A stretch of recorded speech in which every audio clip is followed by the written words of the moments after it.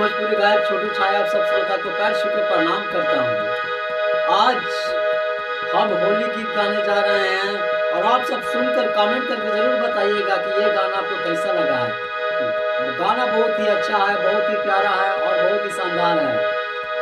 तो चलते हैं गाना की ओर और सुनते इस गाना को।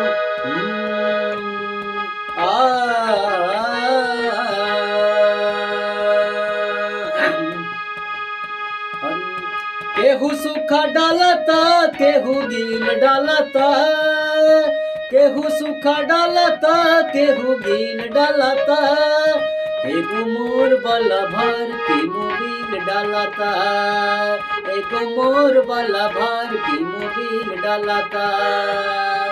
केहू काढ़ा डालता केहू गील डालता, केहू गाढ़ा डालता केहू गील डालता, एगो मोर वाला भर की मोबिल डालता, एगो मोर वाला भर की मोबिल डालता।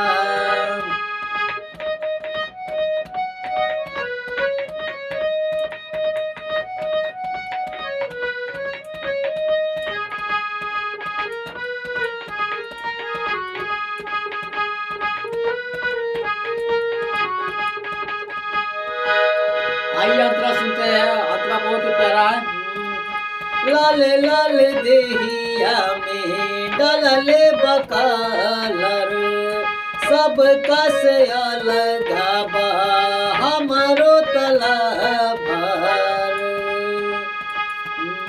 केहू गाढ़ा डालता केहू ढील डालता, केहू गाढ़ा डालता केहू ढील डालता, एगो मोर वाला भर की मोबिल डालता, एगो मोर वाला भर की मोबिल डालता, एगो मोर वाला भर की मोबिल डालता, एगो मोर वाला भर की मोबिल डालता।